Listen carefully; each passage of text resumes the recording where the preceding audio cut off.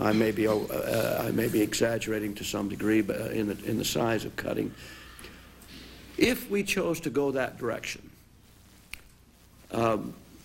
would you suggest that we phase it in, and how would we phase it in so that the displacement to costs and heartaches to personnel would be so catastrophic that it would be almost heartless to do it? That's a $64,000 question. I think that I would start with the custodial aspect of it first, and then I would ease into term contracts vis-a-vis this 971 people. Now, keep in mind that a lot of companies, that when you phase it in custodial, there are going to be companies that are going to pick up this FTE that is now doing the work. I mean, there are going to be competitive bids out there that don't have the personnel to do it, and they're going to pick up these people, or these people are going to go right to these companies, and they're going to be doing it with another color shirt on for a private company. So you're not going to exactly cut everybody loose, and this company is going to just take over. I mean, that's what we. So you feel that the plumbers that are under the architect would still be out in the private sector, because maybe becoming and doing the same jobs here, exactly, under a private contract. Under a private contract. Yes, exactly. And right now, I believe the architect supervises electrical and plumbing everything, and all kinds of maintenance, construction, and sure. And other departments. Yes. And that's what you'd find, I think, a lot, and I think that's what happened over at the Defense Department a lot with your janitorial, what we used to call the green shirts over at GSA.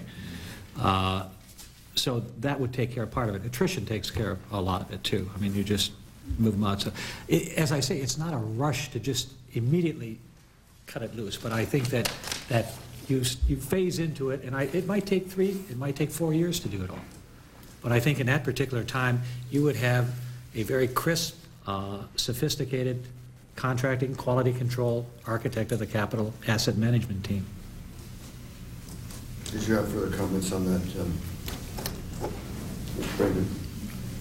Yeah, I agree. I think the easiest to start with is the custodial services, but I would think right away, normally attrition rate normally runs somewhere around 5%, but I would try to get contracts in place. A lot of them don't cost you anything. Pest control, snow removal, a lot of these things you call people in, you can have the contract out there. A large term contract, when you're getting up to the jobs up in 50, 100,000, all, you have a max. But if you're spending, like in some case our term contract, we know we're spending upwards of $4 million a year, we can go up to $6 million, and you have all the charges in place. So at any time that you can bring them in, you know what the job is going to cost you, because you have all these line items spelled out.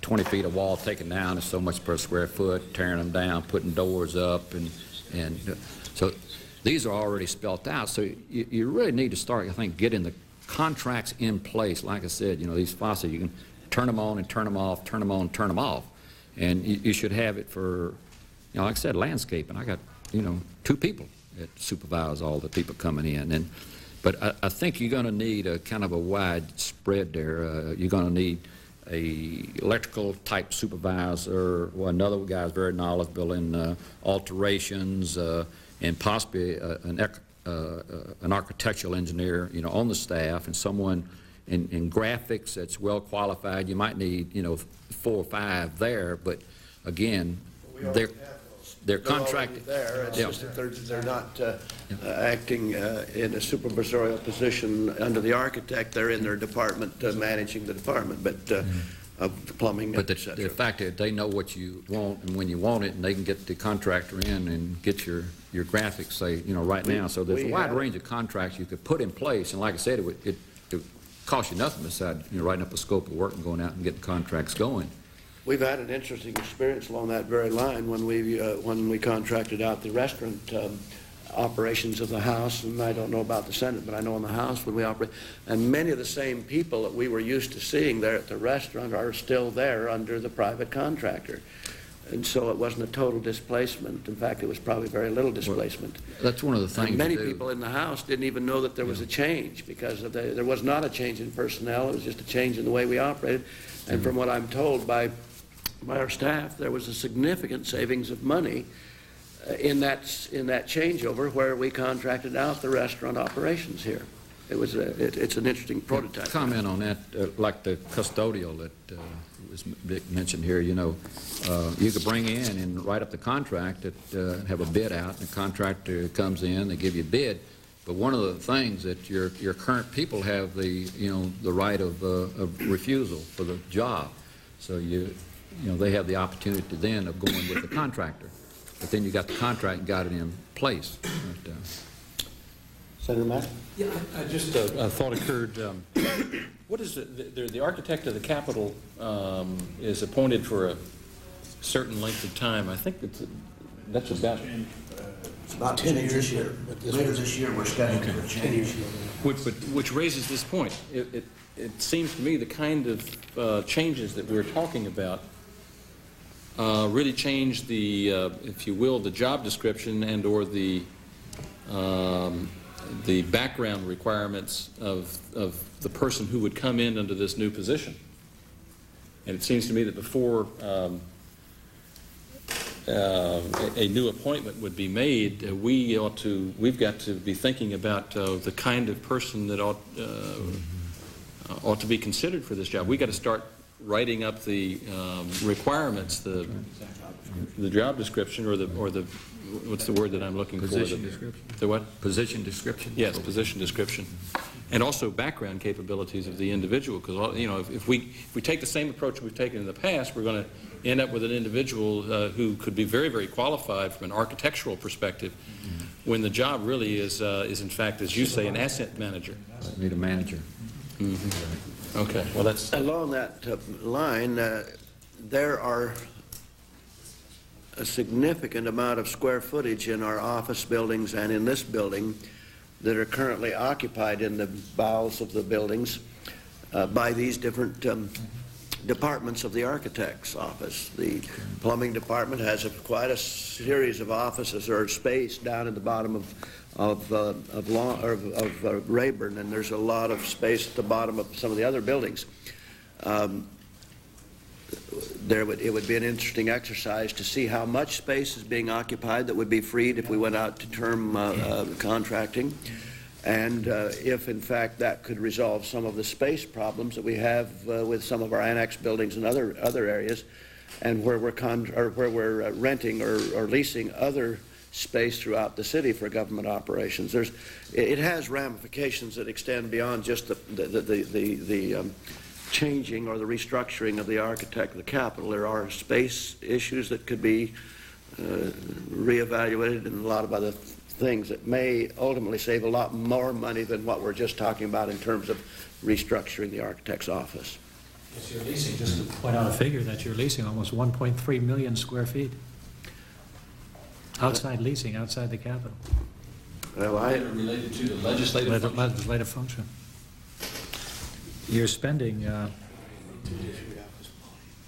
almost $8 million.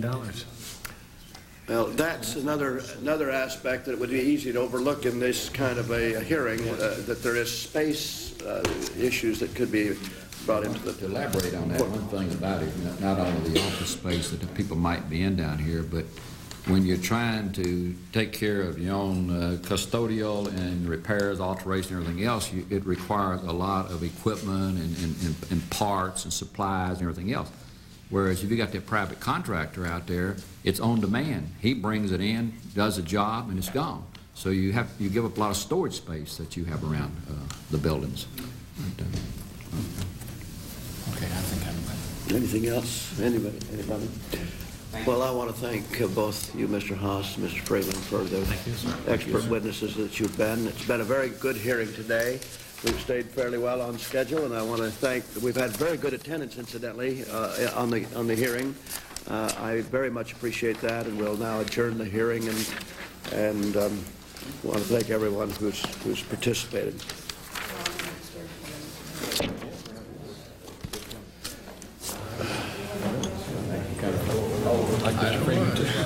You didn't say anything before I got here.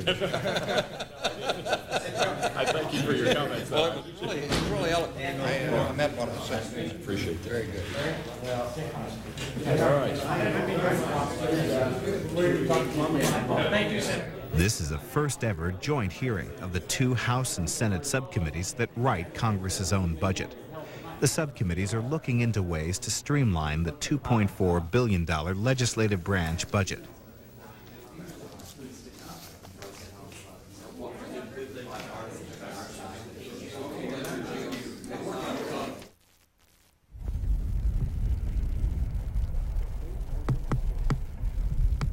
Recently, the C-SPAN school bus was in Florence, Arizona, site of a World War II German-Italian POW camp. Many of the prisoners at first went to camps in England where they were processed, places like Southampton. Later they were taken on troop transport ships across the Atlantic Ocean to ports like Boston, Virginia, and in New York. There they were processed, given identity cards, photographs taken, and then sent by train to Arizona. It was usually a 4 to 5 day trip. They disembarked very near here, about 100 feet from here. The train tracks run to the southern part of the camp. They were then marched down the highway here and then brought into the front section of the camp. Once the prisoners came in and were being processed here, they had the option whether or not to sign a document that stated that they would not try to escape from the camp and would help the American administration by not causing any trouble. If they signed the document, they were put into a special section of the camp called the Democratic Camp. And this was a special section of the camp where the guarding was a little less strict, they had a little more freedoms, and they were allowed to work at various points inside the POW camp. Prisoners that refused to sign the document, they were sent to what was called the Nazi compound. And it was a compound where they were guarded much stricter. They were behind 3 rows of barbed wire instead of 1. Their clothes were dyed black with the letters PW painted in large letters all over their clothes.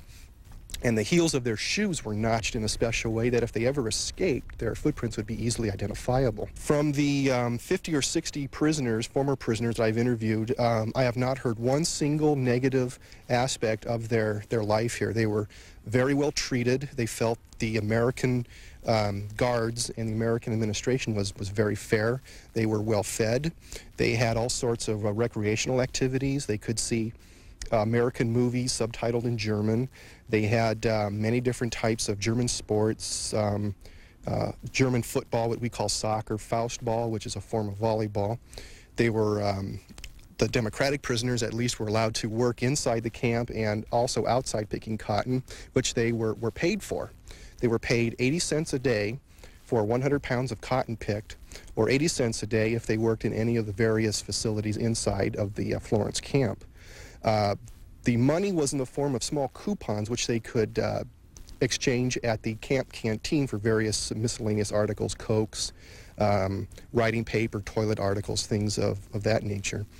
So their memories here were very, very pleasant. They were even brought here on very plush Pullman trains, which surprised many of them. And I think that's the reason why so many of them have been wanting to come back to visit the former campsite, because they don't see it as really imprisonment. They see how a lot of their relatives fared back in Germany during the war, and also compared to the many thousands of Germans that were imprisoned by the Soviets and died under severe mistreatment. So they are very grateful indeed that they were held in the United States, specifically in Arizona, because they felt they were treated very well. Tomorrow, the C-SPAN school bus and crew are in Columbus, Nebraska. The crew visits with students from area high schools. And in the afternoon, the bus heads to Omaha. Here's a look at the C-SPAN 2 program schedule this evening. All times listed are Eastern. Next, former British Prime Minister Margaret Thatcher addresses a joint session of the Virginia General Assembly. After that, an interview with Secretary of State Warren Christopher. He talks about a number of foreign policy issues, including Russia, Bosnia, Mexican loan guarantees, and the Middle East. Then, a discussion on national savings, hosted by the Competitiveness Policy Council. And after that, technology and senior citizens. On Thursday, 4 organizations representing older Americans held a joint news conference to announce a partnership to encourage greater participation by seniors using online computer services. And that's the C-SPAN 2 program schedule this evening. Next, former British Prime Minister Margaret Thatcher addresses a joint session of the Virginia General Assembly. Lady Thatcher was in Richmond on Friday and talked to both houses of the state legislature. For the next half hour, Mrs. Thatcher discusses international politics and current affairs.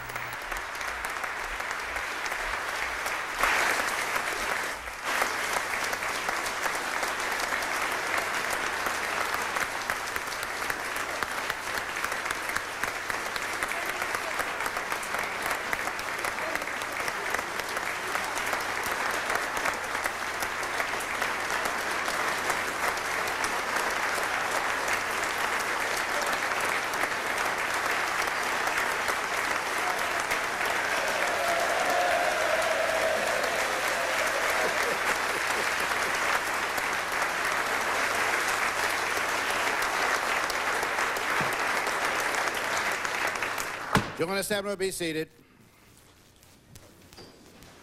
It is my distinct honor to present to you the Right Honorable Baroness Thatcher of Kesteven. Baroness Thatcher.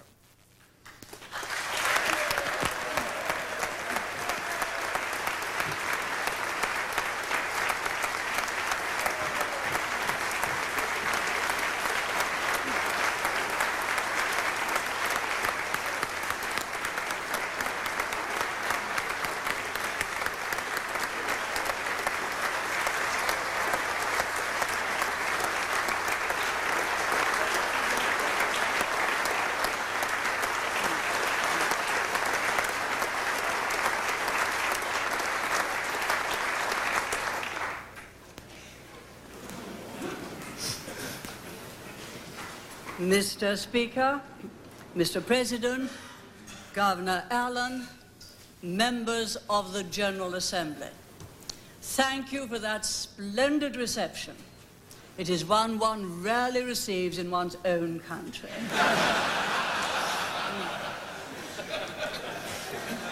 You have bestowed upon me a very great honor by your invitation to address this, the oldest assembly in the Western Hemisphere elected by popular vote. It is an opportunity I shall never forget, and I thank you for it. Virginia, after all, was the crucible of constitutional liberty. It was from your hallowed soil that so many of the great teachers of democracy arose. It was Virginia that nurtured the great Thomas Jefferson, whose words in your Declaration of Independence still shine as a moral beacon. And we should treasure equally in our times another profound Jeffersonian observation. He said, "I would rather be exposed to the inconveniences attending too much liberty than those attending too small a degree in it." For, ladies and gentlemen, those unwilling to live the strenuous life of liberty, those who do not value freedom for its own sake rather than for its comforts, are unlikely to hold on to it. So, too, it was Virginia that gave the world James Madison, whose sober eloquence made him the father of your Constitution. Madison's warning that, and I quote, "Liberty may be endangered by the abuses of liberty, as well as by the abuses of power," provides our Western democracies with a salutary warning to balance Jefferson's idealism. And of course it was Virginia that produced George Mason, Patrick Henry, and Richard Henry Lee, whose doubts about Mr. Madison's Constitution gave rise to your Bill of Rights. These are men whose names will forever echo down the history of democracy. How could it be anything but an honor to stand where they stood? As Chancellor of the College of William and Mary, I already feel at least an adopted daughter of the state of Virginia. But when I consider all that this place has given to democracy, I am moved to say that in spirit I am a Virginian.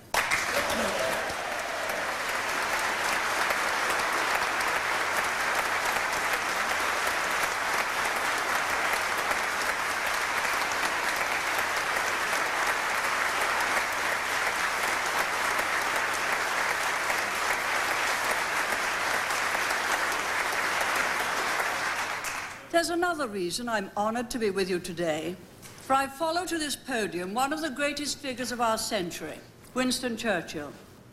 49 years ago next month, he came here urging renewed vigilance in the constant battle for liberty. Churchill then stood at the threshold of what we have come to know as the Cold War. He reminded his audience that it is in the years of peace that wars are prevented, and that those who shared his belief in democracy must maintain their readiness and resolve during uncertain times. He said, "Peace will not be preserved by pious sentiments expressed in terms of platitudes, nor by official grimaces and diplomatic correctitude. Greatheart must have his sword and armor to guard the pilgrims on their way. Above all," he continued, "among the English-speaking peoples, there must be the union of hearts based upon conviction and common ideals." The Iron Curtain of which Churchill spoke did indeed descend, and barely a chink of light showed through it. Then one day it was torn down and scrapped, due in great measure to the union of hearts based upon conviction and common ideals between your country and mine. Over the last 50 years, the United States and Great Britain have stood together, stalwart defenders of liberty against every form of tyranny. In the long run, we were victorious, not only against the dictators, we also won the battle of ideas. Let me say at once that the victory of freedom and of the West in the Cold War and the collapse of communism through most of the world was the most profound and beneficial revolution of my lifetime. I, for one, have no nostalgia for the atrophied certainties of the Cold War world. After 1917, when the Bolsheviks under Lenin seized power in Russia, having lost the election, and even more so after the dead hand of communism fell across half of Europe after World War II. After that time, humanity was subjected to a huge, controlled experiment. The economic and political freedom that we know has been pitted against the police state and the command economy of communism. Some were taken in by that socialist alternative. It was your own countryman, Lincoln Steffens, newly returned from a visit to Russia in 1919, who said, "I have seen the future, and it works." How wrong he was. Now that the struggle has ended, the final accounts can be drawn up. The contrast between Western countries whose living standards have surged and those of the former communist bloc still suffering their legacy of oppression, poverty, and pollution is stark indeed. Moreover, that whole long experiment between the Soviet Union lasted for 70 years was totally unnecessary. Neither the French Revolution of 1789 nor the Bolshevik Revolution of 1917 added anything of value to, although they subtracted much from, the principles of the American Declaration of Independence. It is to this Assembly of Virginia, not to the mobs and demagogues of the old world, that those seeking to improve the human condition should have looked. For although their history, culture, and experience have specially shaped the Anglo-Saxon peoples for liberty, those rights of which Thomas Jefferson spoke were to be ascribed to all men at all times, to men who are created equal, endowed by their Creator with certain unalienable rights. These rights are unalienable precisely because they spring from our common humanity. Therefore, to deny or curtail them infringes the dignity which belongs to man as man. In spite of all the religious and cultural differences of our world, we share a natural moral sense of good and evil. And we share, too, a common destiny of freedom. Nor are these concepts just dry abstractions of philosophers. Their truth is borne out in flourishing societies like ours, which honor them, and the impoverishment of those like communist ones, which do not. It was perhaps only natural that in our countries an exaggerated optimism would mark the sudden, all but bloodless victory over communism. Too many Western leaders allowed themselves to be lulled into the careless slumber of complacency, while the forces of evil and tyranny remained active. It has now become brutally clear that there is no new world order. The problems of politics are, alas, permanent. Only the context changes. The world has now learned over the past several years how right Churchill was in Virginia to warn against relying on pious sentiments to maintain peace. But perhaps we still tend to forget the enduring superiority of our system of economic and political freedom, and the timeless value of the principles which inspire it. So, for example, we are now told by some critics that ours is but one of a number of competing civilizations which will clash in the years ahead because of the inevitable tendency of historical forces beyond our control. According to this view, what is at stake in that conflict is just one set of beliefs among many. I do not argue that the concept of competing cultures is without merit as a tool of analysis and prediction, but I'm deeply suspicious of all kinds of cultural relativism, in particular the notion that there is nothing deeper to our beliefs than the fact that we hold them. We are also now berated for the alleged sins of our tradition by some critics. Columbus, these critics hold, did not discover the new world that opened the door to mankind's greatest achievements, but rather he treacherously imported European problems onto virgin soil. The Industrial Revolution, these critics say, did not unleash mankind's imaginative powers to produce a better world, but rather introduce the new oppression of capitalism to greater numbers. Even the concluding act of our vigorous defense of our way of life in the face of Japan's aggression during the Second World War is now derided as an immoral assault on the Japanese by the use of the most awesome instrument of destruction ever known to man. And my friends, the rewriting of freedom's history continues. Rightly, Robert Bartley has written very critically of this so-called conventional wisdom of our day. Exhausted and jaded by our labors and trials, he noted, we now probe the dawning era for evidence not of relief, but of new and even more ghastly horrors ahead. In particular, we have lost confidence in our own ability to shape the new era, and instead keep conjuring up inexorable historical and moral forces.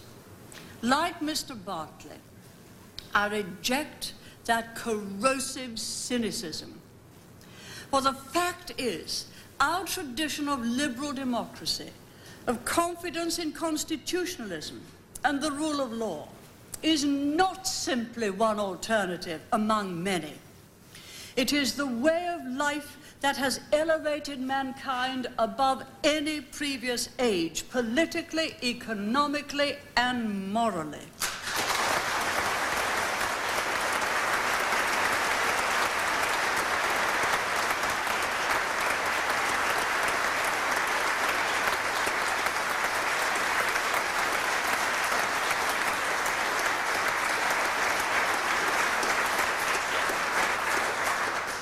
obligation in the years ahead is precisely to turn our attention to strengthening our traditions, and especially our beliefs in the primacy of the individual against those who would not simply deny the truth of our principles, but who seek to destroy them.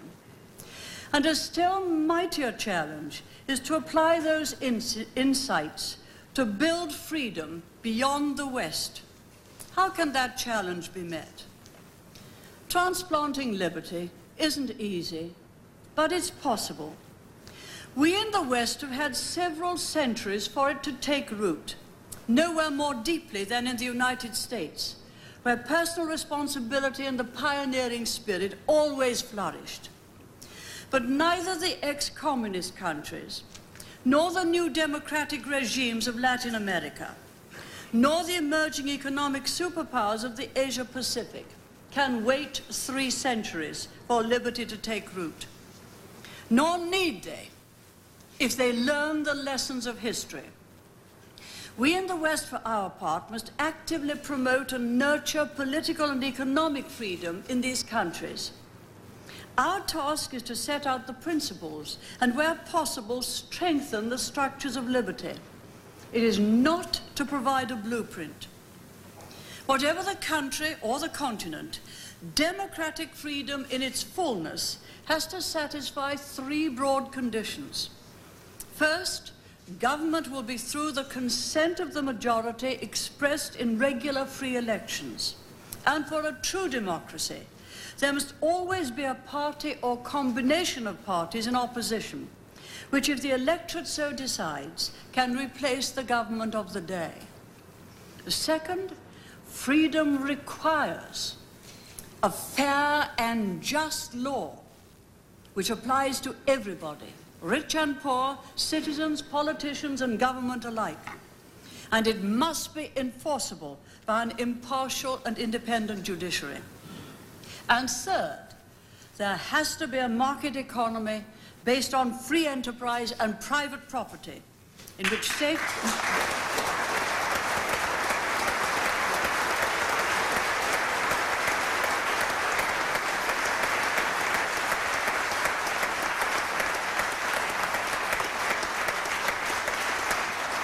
in which state ownership, intervention, and controls are minimized. It will be immediately apparent that some countries will find it easier to fulfill these conditions than others. For example, countries where authoritarian regimes left in place the basic structures of law and private property, or where they actually promoted free market capitalism, have a head start in entrenching a fledgling democracy. Indeed, free enterprise capitalism is economic democracy. It limits the power of government by maximizing the power of the people.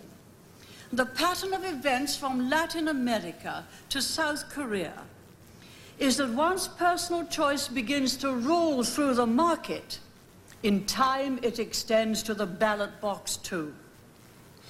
Under communism, where private property, the rule of law, and personal expression have been systematically crushed, the transition to freedom is generally far more difficult. The situation in Russia reminds us how uneven is that path from tyranny to democracy. The process of reform has proved harder than either we or they had ever imagined. 4 years on, there is still no rule of law, no independent judiciary, no laws on private property or commerce, and no stable currency. But as we know, you cannot have freedom unless you have order, and you cannot have order unless you have law. Events in recent months have demonstrated that we should be cautious in expecting Russia's inevitable progress to freedom. Events are a sharp and timely reminder that there are still a lot of communists about, and that the forces of reform are far from being in the ascendancy. The onslaught in Chechnya also reminds us that even when we can't intervene, we must continue to speak out and speak the truth where a wrong is being committed.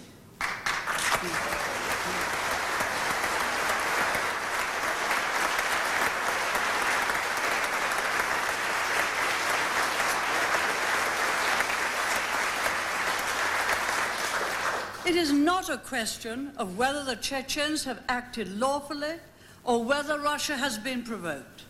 What matters is that Russia has been wrong in its response, and wrong in a way that has left thousands of people dead. And those in Russia who truly believe in freedom and reform will not resent our stand. They will welcome it. Indeed, they have criticized the lack of Western response so far. Perhaps the most encouraging result of these brutal events, if one can look for a little gleam of light, is that the old fear of speaking out in Russia has been overcome, as ordinary people openly criticize the action of their government. We hear now the shouts of thousands, tens of thousands, where once there were only the whispers of the courageous few. Second only to Russia in importance to our interests, and indeed to the cause of freedom more generally, is the destiny of China.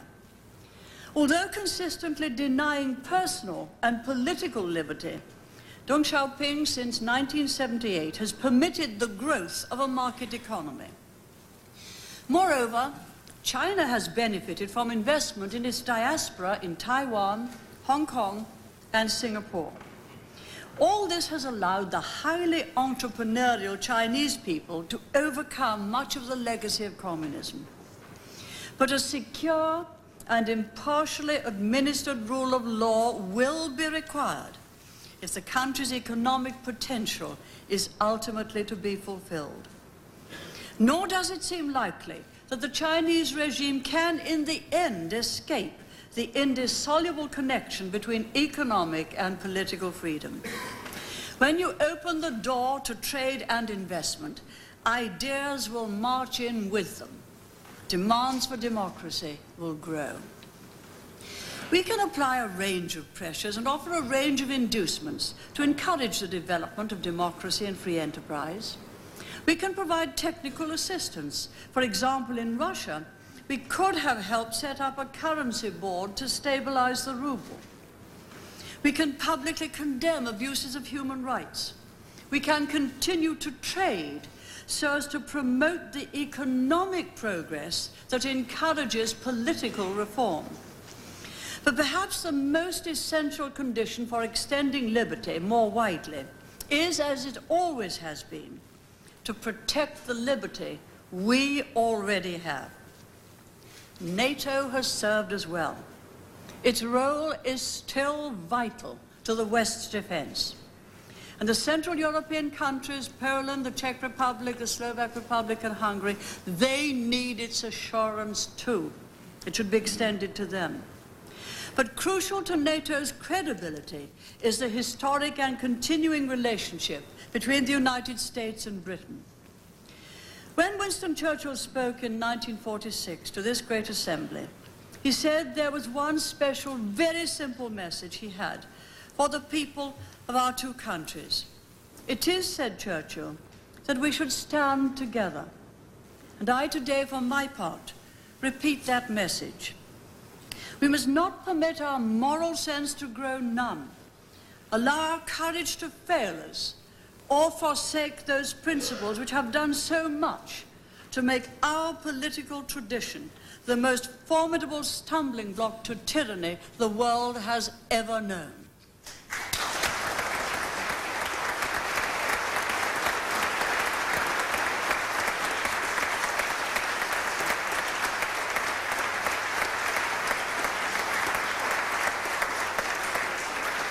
As we witness the atrocities in Bosnia, the war in Chechnya, and the continuing oppression in those few countries still under the yoke of communism, we see how real the dangers still are. Let these be to us, to borrow Jefferson's powerful words, as a fire bell in the night, waking us to our political duties, and to our moral responsibilities. Thank you for this privilege.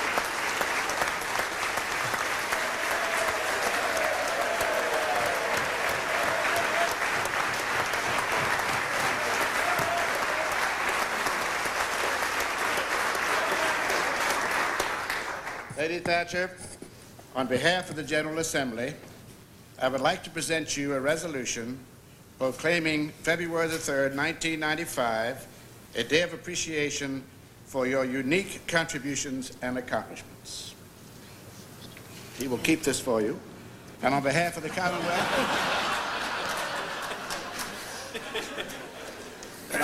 Commonwealth, I want to thank you for distinguishing us with your presence here today. It was just delightful, and we're so proud of you. Thank you very much.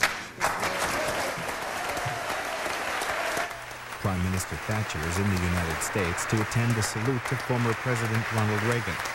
Live coverage of the event is set for Monday night at 9 p.m. Eastern Time on our companion network C-SPAN. Sunday nights on our companion network C-SPAN, Prime Minister's Questions from the British House of Commons in London. Each week, Prime Minister John Major responds to questions from members of his party and the opposition, and we show you those sessions Sunday at 9 p.m. Eastern and Pacific Time.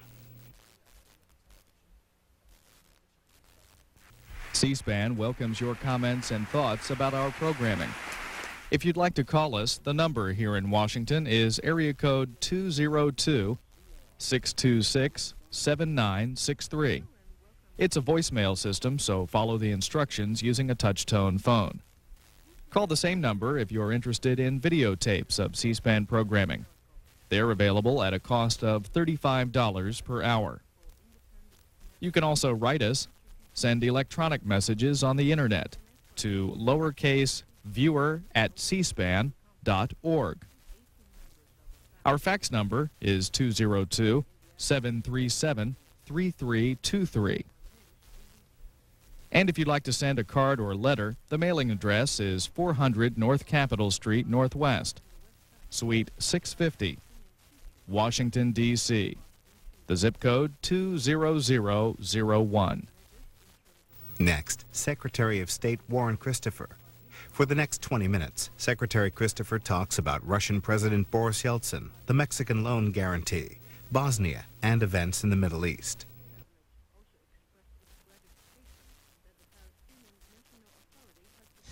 Secretary of State Warren Christopher, let's begin with Russia. Is Boris Yeltsin in control? Yes, we think he's in control. All our reports are to that effect. I want to emphasize, though, Steve, that our commitment there is not a personal one. Our commitment is to market reform, political reform, democracy. At the present time, President Yeltsin is the most important exponent of that. He's the first elected president of that country, and we work with him in those terms. We believe he's in control. We think that in the Chechnya situation, he's come on a very difficult situation which has not been handled well in Russia, and which we have told his government we think that they're paying a very considerable price in the world community for the way that's been handled. Opinion polls have him at about 8% approval rating in Russia. Does that concern you? Well, we try not to be too much guided by opinion polls here. and we would say the same thing about Russia. Polls go up and down, but we are concerned that this particular adventure in Chechnya has been costly to him, not only in the world community, but in Russia as a whole. Now, he is a very powerful politician, and he's shown the ability to lead that country, to get elected, and so I wouldn't want to look at a particular snapshot of public opinion and you know, register any concern based upon that, because that really isn't what the United States should be doing. But we think that this particular episode in Chechnya and the indiscriminate and excessive force used there has been very costly, and we've urged them strongly to bring it to an end. What about his political enemies and the forces that are going on within the country? What are you keeping an eye on? Well, we're watching the development of the situation. As you know, he's had a good deal of support in the Duma from the centrist and right-wing elements. That's somewhat paradoxical. The support that he had earlier from the reformers in Russia seems to have left him on this issue, and what we've been urging him, and what I've been urging his foreign minister, is to reestablish that coalition of reformers, because those are the ones that I think will give him the strongest support on the issues that are most important to us in the long run.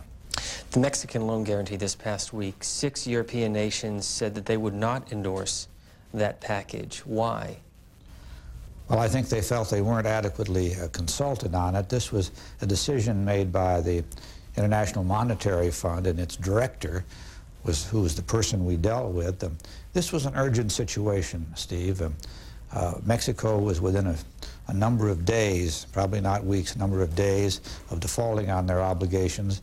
President Clinton felt that it was necessary to act. As you recall, last Monday, the peso dropped dramatically, more than 10% in a single day.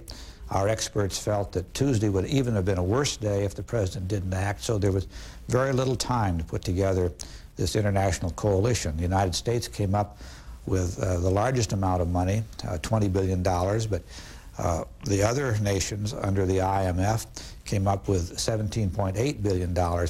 It was that amount which caused some of the European nations to not oppose, but they simply abstained from the vote. There's quite a difference between abstaining and opposing. And they said that they were not adequately consulted, and we'd have to agree, knowing the facts that we now know them, that there was not time for the IMF director to consult with them. Nevertheless, they have made that commitment. The program is going forward. In addition to those sums, a number of large banks in major countries have put up $10 billion as a short-term facility. I mentioned those big numbers, Steve, because they're a reflection of the fact that not only the United States, but the major countries in the world and the major banks saw this as a grave, dire problem that needed to be dealt with in prompt terms. A lot of people don't understand the complexities of the IMF and other international money markets. Can you explain exactly how this is going to work?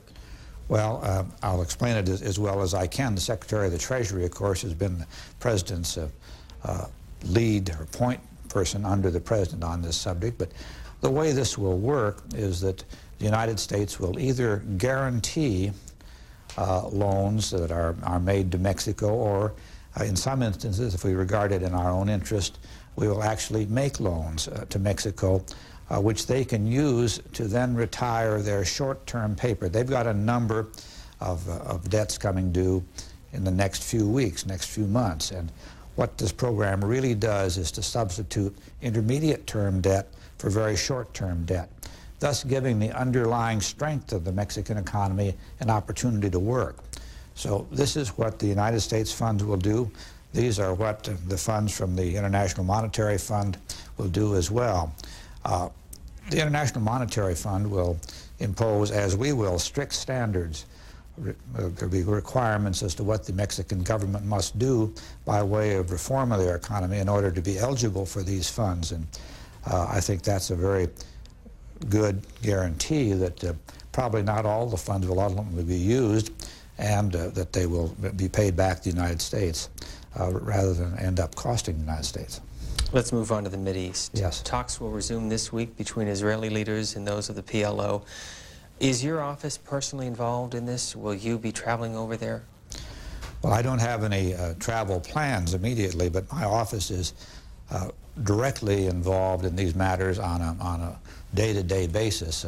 For example, as you know, a few days ago there was the important summit meeting in Cairo between representatives of the Palestinians, the Israelis, the Jordanians, and the Egyptians meeting together for the first time. Top people, the head of each of those organizations or governments.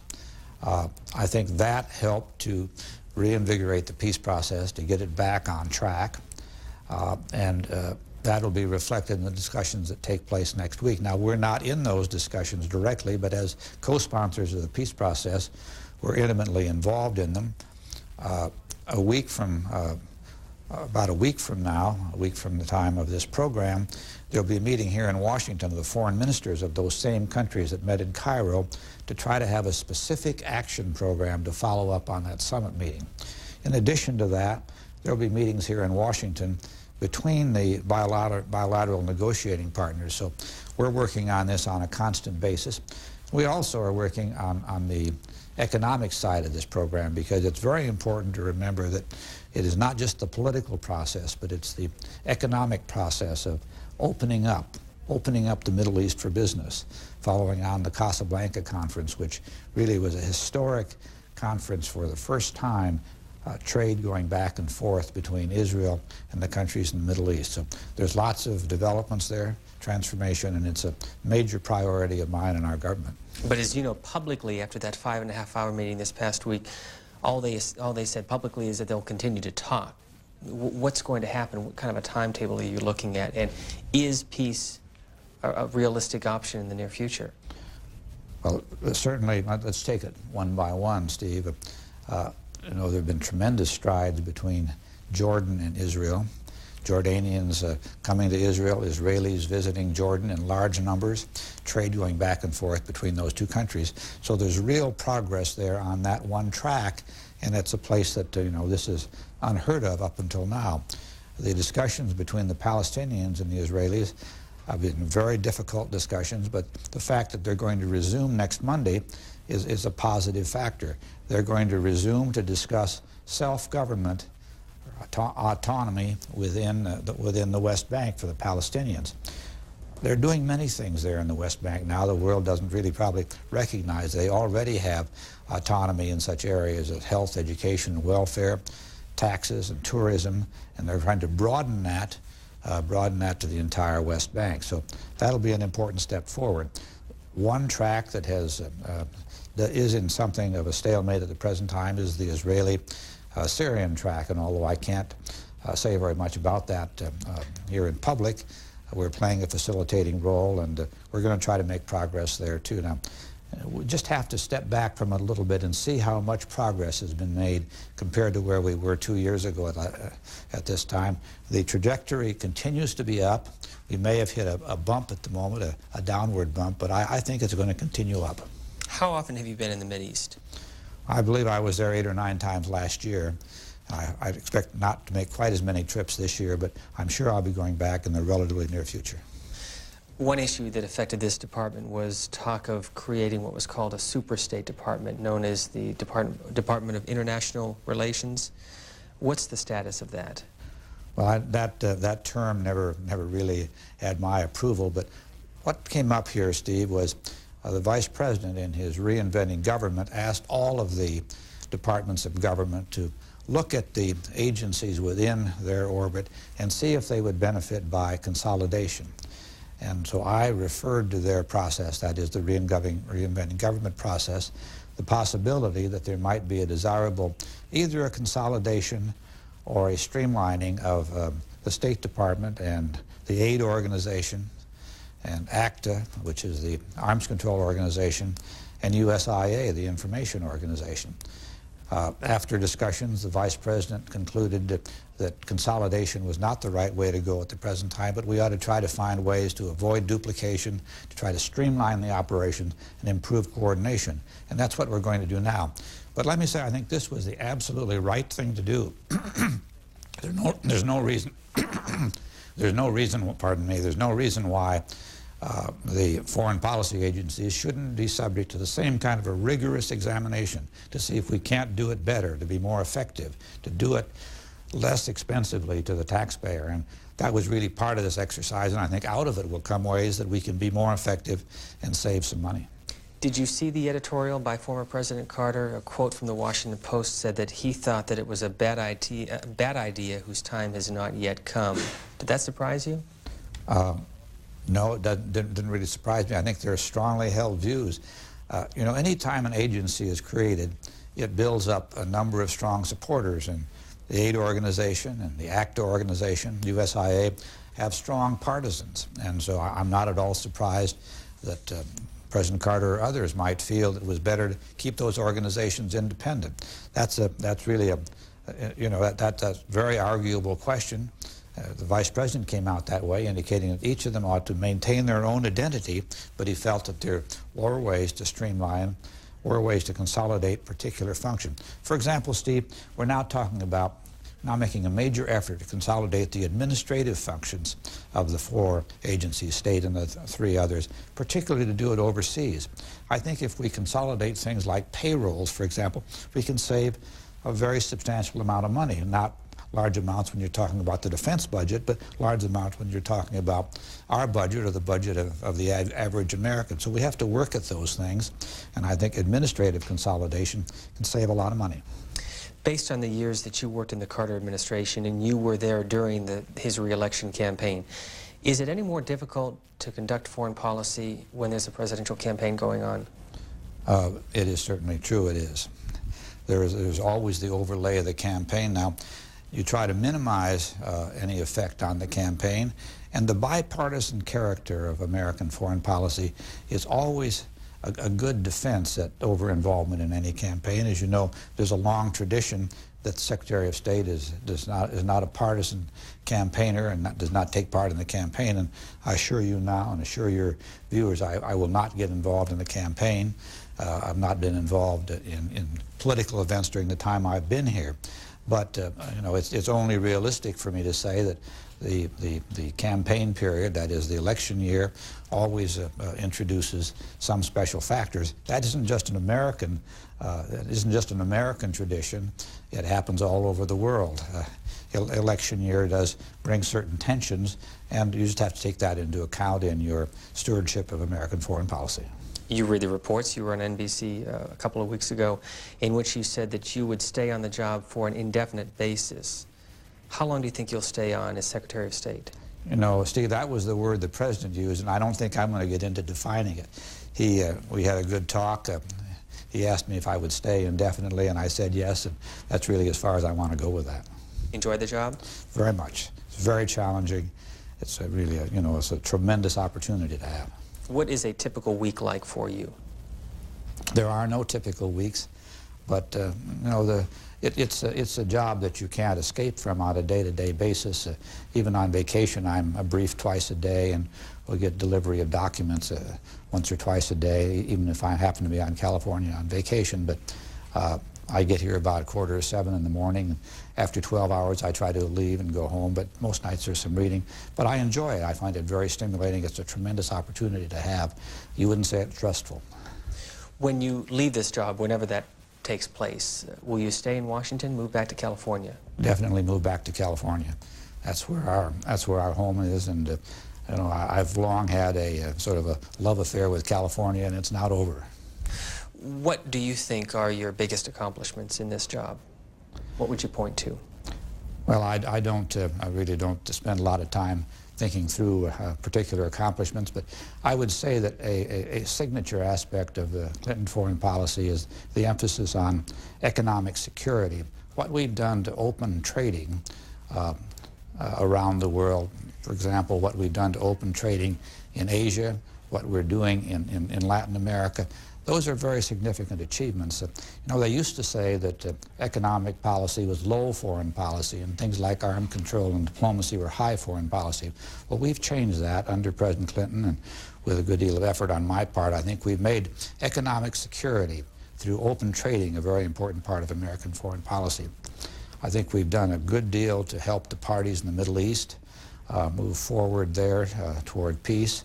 Around the world, a number of favorable things have happened. Not always with the United States centrally involved, but in every instance I think United States leadership is important. And I think the note that I would end on is, at least as far as this answer is concerned, is the importance of American leadership, the importance of American engagement. That issue will come up time after time in the new Congress, and I find one of my most awesome responsibilities is to keep us on the road to engagement, to internationalism. This is a time when some people might say we ought to move back. We ought to no longer spend the effort or even spend the funds to be involved internationally, but that just won't work for the United States.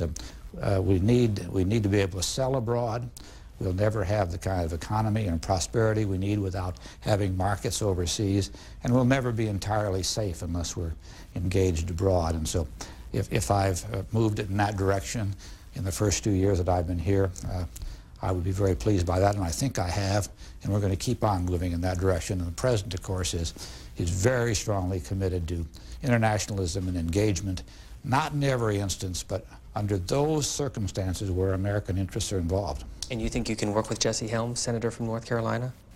I think we're going to have a good working relationship. We'll differ on a number of matters, but I think we feel we can disagree without being disagreeable. I think we've built that kind of a relationship, and I've been very grateful for his cordiality to me as this new session is opened. One final point. In reading a profile of Warren Christopher, often referred to as a movie buff, what have you seen lately? What have you liked? Well, we do go to movies occasionally when we can. That's a favorite way for my wife and myself to go out to a movie. We saw Nobody's Fool the other night, which I found a very engaging movie. And we've been sort of trying to decide what we think will be the major things on the Academy Awards. Of course, being Californians, we take that into account, and we've been talking about that a little bit. But there have been some good movies in the course of the last year, and I hope there'll be a new batch out so we can go to some. Any predictions for the Academy? That's somewhat beyond my area of expertise. Secretary of State Christopher, thank you. Thank you very much.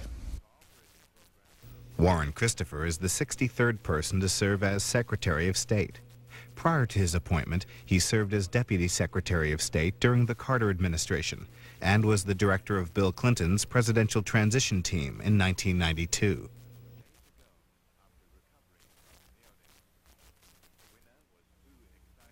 Each weekday morning at 7 Eastern Time, C-SPAN's Washington Journal offers a look at the day in the nation's capital.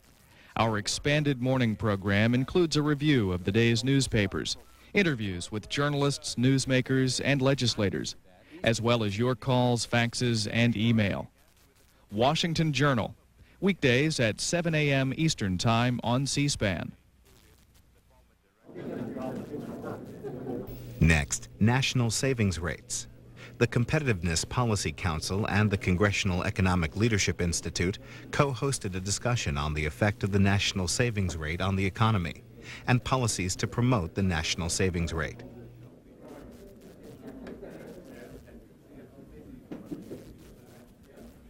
Why don't we go ahead and get started?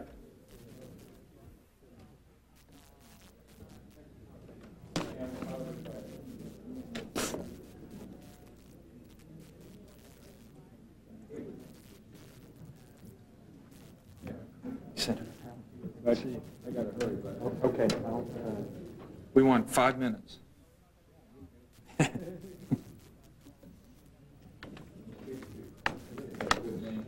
Okay. Let me just as much for the panel as the audience. Let me just take one very quick minute here to go over some of the issues that came up this morning, because I think it helps if we have some continuity between what was talked about this morning and what we're going to do now. And I'll just take a minute. There was agreement on the panel this morning that we are dealing with a very big problem. Fred Bergston defined it as the need to take $300 billion a year from consumption and move it over to the savings side of the ledger. We're dealing with a complicated problem. Dan Yankelovich talked about how it's necessary to deal with the cultural aspects of this as well as the economic aspects. and that that only if you deal both will you get where you need to be. There was, I think, general agreement that dealing with savings alone is not sufficient to deal with the investment problem, that you have to do some things on the investment side as well. And one of the most interesting and difficult things for this panel to keep in mind was the point was made by Fred Bergston and at lunch by Laura Tyson that the evidence available suggests that savings may not be very responsive to the after-tax return on savings. And therefore, if you do tax measures designed to increase the return on savings, you may not generate more savings. And in fact, Fred Bergston said the effect could be the opposite, that people have some notion of a target savings that they want to do, and if you give them a better return, they can get there by saving less. And so I think that was a point that we want to keep in mind. Robert Denham talked about the importance of Social Security in this whole equation and the way people think about how they save. He also talked about the possible effects you could have by changing measures that encourage consumption, such as the mortgage interest deduction. And Jim Miller talked about the importance of the public dis-savings side of the problem. And at lunch, for those of you who were at lunch, Laura Tyson talked again about the importance of public investment and the need to be careful when you're reducing the deficit that you aren't cutting necessary or useful public investment that helps deal with the problem. With that, we have a very interesting and distinguished panel this afternoon to talk about policies to promote national savings. Senator Pete Domenici is the chairman of the Senate Budget Committee, has worked on these issues for many years, is also the co-sponsor of the leading consumption tax proposal that's being talked about in Congress right now, the Nunn-Domenici proposal. Senator Bob Kerrey was the chairman of the Bipartisan Commission on Entitlement and Tax Reform, a commission which got him right square on top of the so-called third rail of American politics, talking about things you could do with Social Security that would both help deal with the government's deficit problem and might also deal with this savings, private savings problem that we've been talking about. Peter DeCicco is the Secretary-Treasurer of the Industrial Union Department of the AFL-CIO, I believe, and is going to provide his perspective on some of these solutions. And Henry Kaufman is president of the aptly named Henry Kaufman and Company, a long-time, well-known Wall Street economist. I'm going to ask you gentlemen to keep your opening comments, if you will, to no more than 5 minutes, so that we can have a lot of exchange afterwards. Let me remind you in the audience again, there should be question cards in your folders. If you think of a question while one of these gentlemen is talking, hold it up, somebody will pick it up and bring it to me, and we'll get to the questions as quickly as possible. Senator Domenici, why don't you go first? I'm actually going to stay through the first panel, so if you don't mind, would you let one of the other ones start and sort of energize me by having to listen to them? Senator Kerry, would you like to energize your colleague? Especially Could we flip a coin? Well, I would say, just to describe the experience of the Entitlement Commission, what we did was to move in 2 stages. The first stage was in August to vote to identify a long-term structural problem with federal entitlements, defined as anything that if you do not make the payment, an individual can actually take you to court and demand the payment. There is a great controversy as to whether or not Social Security is an entitlement or Medicare is an entitlement. We didn't try to avoid that argument, but for the purposes of this discussion, we say anything that the federal government is required by law to pay, and if it doesn't pay it, an individual can take you to court to get you to pay it. We describe that as an entitlement. And the first and most difficult thing that we had to face in identifying the problem is that in Washington, by law, the Budget Enforcement Act, we budget for 5 years. Well, if you look at a 5-year window, there's no problem. It's like saying, well, let's see, today's the 2nd of February. For the next 5 days, I'm in pretty good shape. My cash flow is okay. Thus, I'll say I'm in great shape. I need not make any adjustments. Even though all the bills come due at the latter part of the month, and I'm in serious trouble latter part of the month. Well, the same is true with us. We operate, the American people do. They may not like to call their government theirs, but the government is theirs, and the Congress represents them. We operate, the American people do, the two largest insurance companies in the world. We call one of them Social Security, and we call one of them Medicare. Medicaid is another large program. It's not a social insurance program, but we have commitments on the table for it as well. For the next 5 years, those social insurance programs are in relatively good shape. It's questionable as to whether or not Medicare is in good shape, but for a 30-year look, we are not in good shape. Once you get beyond the year 2000, the numbers start to go up very rapidly. By the year 2013, if you presume that the historical rate of taxation, that is, we have historically pulled about 19% of the gross domestic product out, used it in Washington, D.C. to fund a variety of goods and services, except for the Second World War and my favorite war, the Guns and Butter War, Vietnam, except for those two moments when the percent of taxation exceeded 20%, the historical rate's been 19%. If you presume that that's the case, and it may be that you're an advocate of higher taxes, and if so, bring that argument to the table. But if you presume that's the case, entitlements and net interest will consume every single penny of that 19% by the year 2013. Now, that's 19 years away.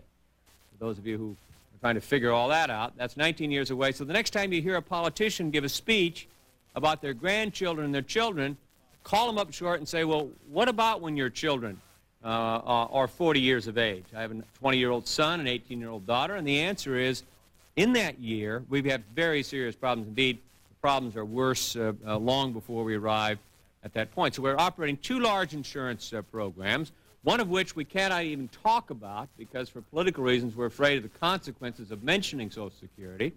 If you look at those two insurance programs, we're out of long-term balance. So the Entitlement Commission made recommendations as to how to restore the long-term balance of entitlements, to bring it so that they do not grow faster than the rate of inflation. And we did the same thing with Social Security. Now, again, you may come and say that you're for tax increases, that you don't like the adjustments in spending that Senator Danforth and I made. That's fine. Any ideological orientation can solve the problem. However, you will not solve the problem if you begin by saying we're only going to budget for 5 years, or that for political reasons I'm afraid to propose a solution to this problem and prefer to wait for it to become a crisis. In this case, unlike previous moments, we cannot wait for the crisis to occur because we have an unprecedented movement of baby boomers into the retired status. In Nebraska, the population from the year 2010 to the year 2020 will grow by 2%. The number of retirees will go up 28%.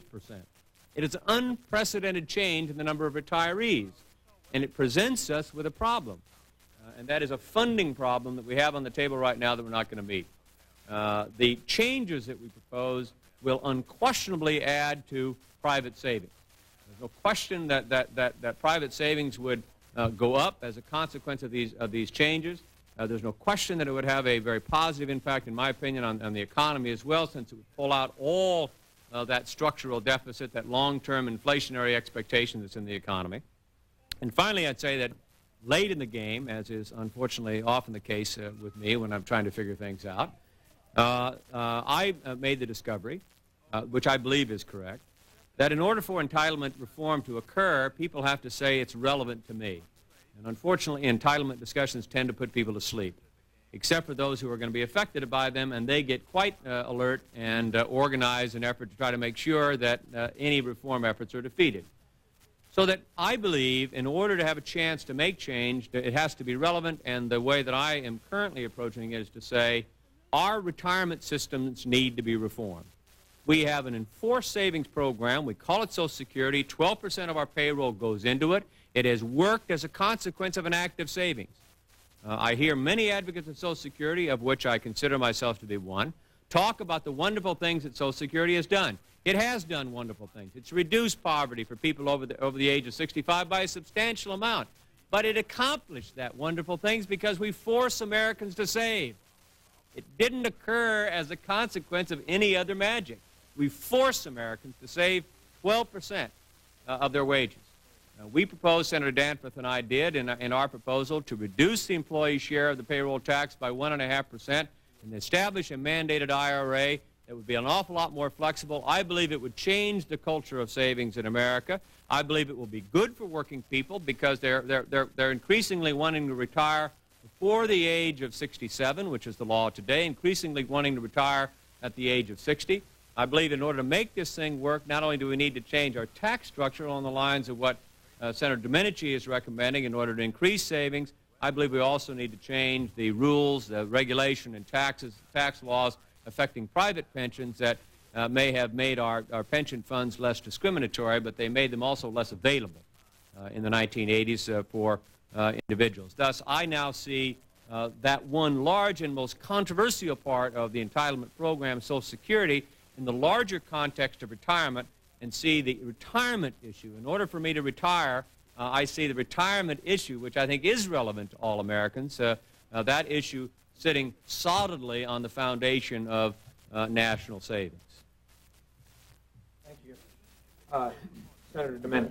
First, let me just say I yielded to Senator Kerry because, frankly, I'm looking at these charts, you know, the U.S. national savings, and while I will briefly describe to you a proposal for dramatic simplification of the tax code and neutralizing the tax code as it applies to consumption versus savings, not making it a consumption-based tax, but rather neutralizing and knowing that we don't invest enough to create an open-ended IRA, and the definition of an IRA is broad enough to mean you could take money out of your paycheck. Your union members can decide if they want to invest $1,000 a year or $2,000. They help determine what tax they pay, and they can invest that in General Motors stock, and they will never pay until they actually take that out of the savings pool and put it into their individual income.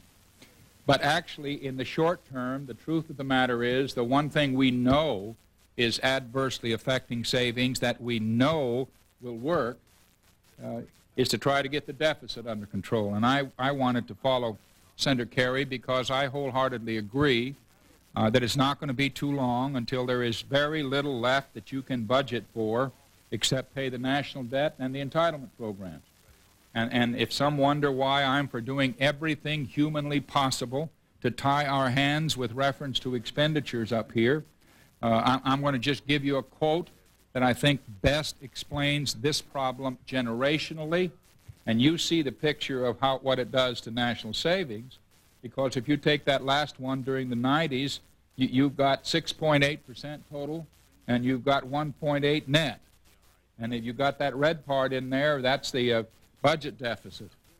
And frankly, until we get that going, nobody's going to tell me, nor any of these tax proposals, going to automatically get that much of the disin savings off the table. So it is very important we address the entitlement issue. We're going to try in our budget proposals this year, Senator. It won't be easy because we're kind of alone. We don't have any president helping us. But we're going to try to address some of the entitlement issues. And I certainly urge that before we are finished, that this year or next year that we address, or the year after, that we address your issue of the long-term shortcomings of the pension systems. I think our seniors are going to understand that very clearly in terms of what's going to happen in 15 or 20 years, because there's only going to be one of two things. There won't be enough money for the system, or you'll have to raise taxes, and pretty soon we'll be able to evaluate how much. But the statement I'd like to read and then talk about our new tax proposal is so good because Lawrence Tribe gave it in an off-the-cuff remark at a budget committee hearing on a balanced budget. He's not for it. But here's his words. Given the centrality in our revolutionary origins of the precept that there should be no taxation without representation, it seems especially fitting in principle that we seek somehow to tie our hands so that we cannot spend our children's legacy. Now, that's that part of it, and we're going to have to work on it, and it's going to really be tough. I really compliment the two co-chairmen of the Entitlements Commission. They've laid some very, very specific tasks before us over the period of time that they've described, and it's gotten more attention than you think, Senator. You think that only those affected are looking at it and talking about it. There's an awful lot of people that are concerned about America's future and have something to say about it in policy positions whose eyes have been opened very wide, and they're very worried. Senator Nunn and I have worked for about a year and a half in trying to develop a new simplified tax code for the United States. Essentially, for starters, so everybody will understand, we truly wipe out the current income tax system, both as to personal income and corporate income. And we start with an income tax concept, but totally different from what we have today. And I'm just going to cite about 3 or 4 principles that are part of this new tax code. I don't believe anybody's going to be able to objectively in advance tell you how much new savings this will generate. But I do believe we will change the culture of how we spend our money. Because a total generation and another generation, hopefully, of Americans will look at their paycheck or their annual income, and they will have a real opportunity to decide whether they want to save or invest and save taxes in doing. So that when they add up all their income, and Peter, if it's one of your high middle income unionized workers, they can look at their $50,000, $60,000, or $70,000 income, and they can say, well, why don't I take $2,000 and put it in an IRA? Now, the IRA can be investment in stock, it can be a CD, it can be a bond, and you will not pay tax on that until you convert it and put it in your income and use it. The premise being, we will tax everything once, but if you put your income into the savings pool of the country, you don't pay tax on it until you take it out. Now, that's why it's called a USA Unlimited Savings Account. You speak of the lack of progressivity of FICA, of the 12% tax for Social Security, 6 and 6 or whatever it is. We will give both the corporations and individuals a tax credit against their corporate tax or against their individual tax for the FICA payment. That's so we can try to build as much progressivity into this new tax, which will not be flat, but rather will have 3 brackets on the individual side, and just simply spoken, you will add up all your income and subtract all of your savings or investment for starters, and you won't pay tax on that the first time through because you leave it in the savings pool. But when you take it out of the savings pool, you will pay. Now, for those who are for capital gains and for those who are the other good things that are in IRAs, or for average wage earners to be able to take $1,000 and put it away, or $2,000, you can invest it in stock and leave it there and turn it over as long as you want until you actually take it out of the savings pool. So in a sense, it's a different way to look at capital gains, but a very exciting and interesting one. Because if you put money in Ford Motor stock, if the labor union says let's all put money in there, they don't pay until they take it out of there. If other people, and if they take it out of Ford and put it in another stock, they leave it, they don't pay until they actually take it out of the savings pool. So there's more to the personal side than that. There's an upfront exemption or for working families so that we make sure it's progressive. We're not going to tax up to around $25,000, Bob, of earned income by working families, so that we sell the idea right up front that this is not, it is truly progressive, and we're not going to try to make the working poor live under it because they can't save, there isn't enough. I want to just move quickly. There's some more to it. You will have to exempt houses and the like. Just give me 2 more minutes because I think the second part is exciting for you. Peter, I've never met you before, and it ought to be exciting for businesses large and small. All businesses will be subject to a business tax, not just corporations. There will be no more subchapter S and the like. A farm is a business. So you put it, everybody's got it's in business of any type, pays a business tax. We are hoping and dedicating our modeling to a corporate tax, a flat tax, very broad-based, but a flat tax of 10%. On the business side, it'll be a cash flow system throwing out all the regulations on amortization and depreciation. You will deduct what you pay for equipment and supplies and the like for your business. You won't pay over 20 years. You won't have all this volume that thick on just amortization requirements. So you deduct it. In addition, we will build into that an equalization of corporate tax on American businesses that sell here versus American and foreign companies overseas that sell here. Essentially, they will both pay the same. American and foreign corporations that produce their service or good overseas and bring it here will pay the 10% flat tax, just like the American company. They will be subject to the same deductions, obviously, as they put their deal together, and they will, in our country, the corporation will deduct all the FICA tax that the employer pays before they pay from that 10%. There are many other aspects to it, but essentially, its principles are you pay tax once, you don't escape paying tax at some point, one time, but you don't pay on what you put in the savings pool of the United States until you take it out. There are many more ramifications, and we'll discuss them at length, but we believe, with the hard work of some marvelous accountants and tax lawyers who have worked a year or more, that we will present sometime in February a full tax code, Bob, a full code change, not just an outline. We believe we will have the rates in place. We believe we will be able to tell Americans, theoretically, you want to look at your business, prepare a return under ours. The questions are answered. See if you don't like it over time.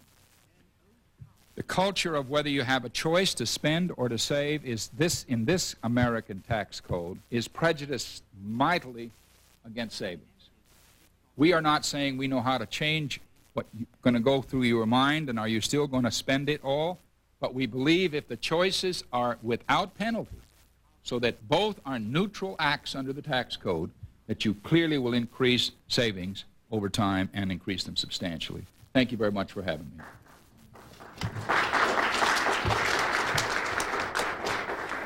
This is it, and it's around there for any of you. Peter DeCicco, you've heard two very provocative proposals. You want to respond and throw any of your own on the table if you'd like. First, it's nice to be with such a distinguished panel, and I suspect that that's the point that we depart in an agreement. But it is nice. Let me start off by addressing the question. First off, within the AFL-CIO, we're not really satisfied that the question of national savings is at the core of any crisis. It may be, but we at least raise that question. But if it is, let me go one step further with this. From our sense of things, the cycle begins with investment. Investment fuels growth. Growth fuels earnings. Earnings then create the opportunity for savings. And the pool then is created in which we draw against for the purposes of savings. Within the membership that we represent, we have seen a steady decrease in what their real earnings have been. And we've heard that this afternoon. And so we've seen more and more of their ability to create personal savings diminishing.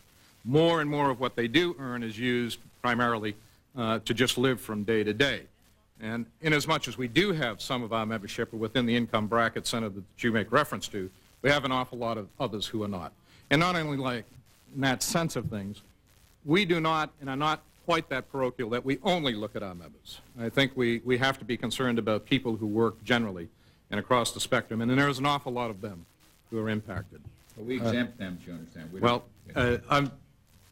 I'm not arguing your point at this point. Right. I do have some comments about it, but I think we need to see all of the details of it before we are able to respond fully.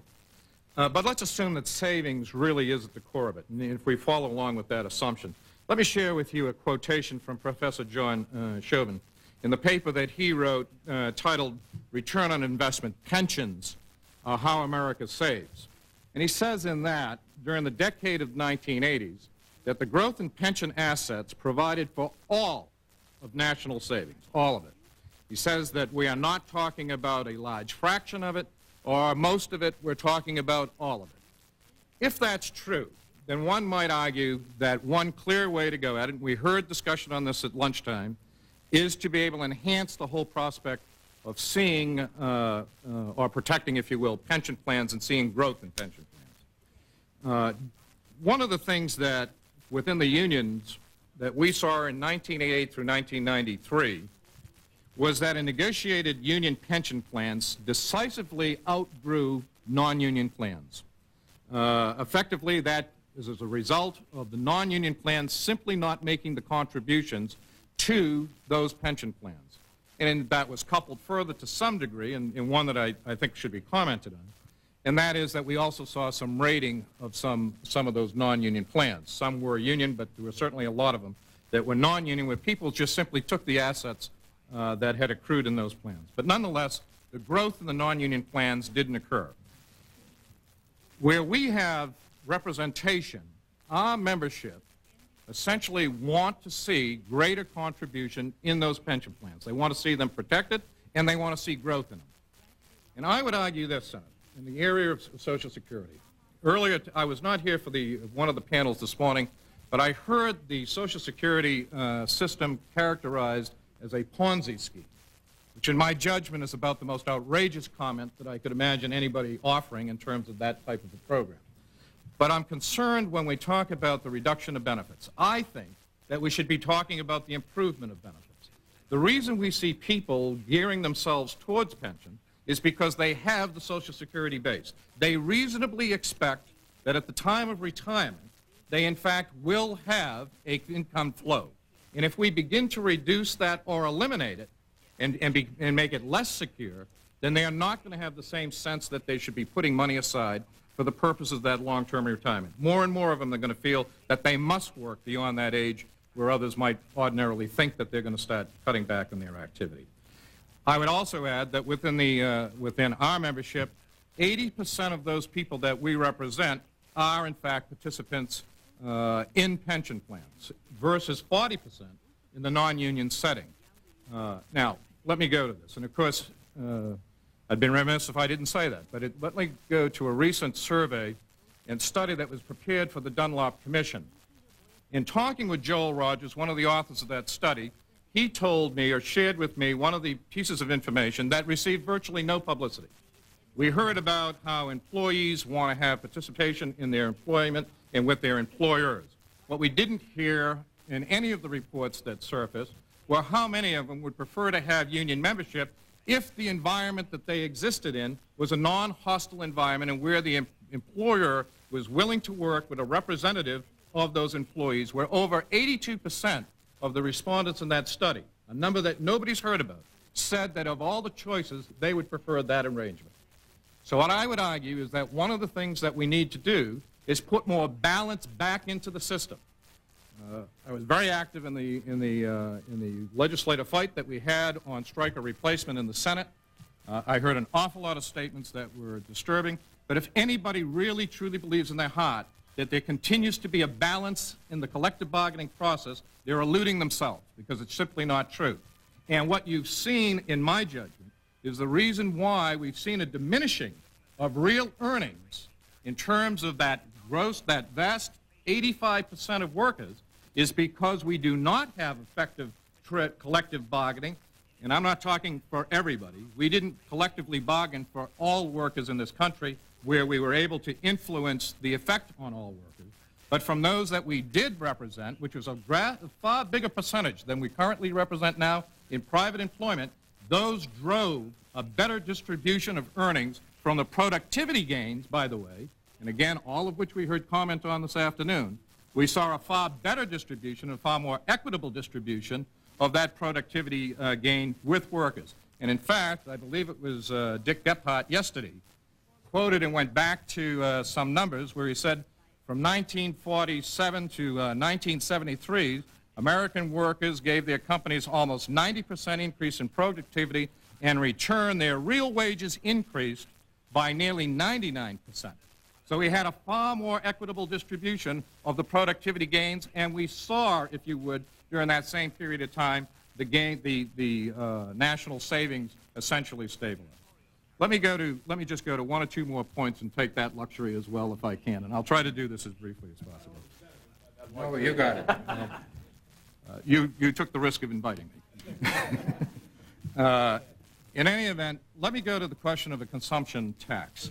We have great reservation about a consumption tax for this reason as part of the economic cycle. And certainly we are going to look at everything that comes forth and give it fair consideration. But if we look at it, it means that people have a certain amount of income.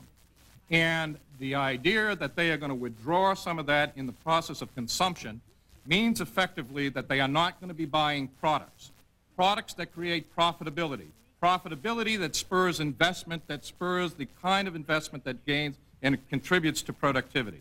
And so we think would be a negative impact in that overall cycle.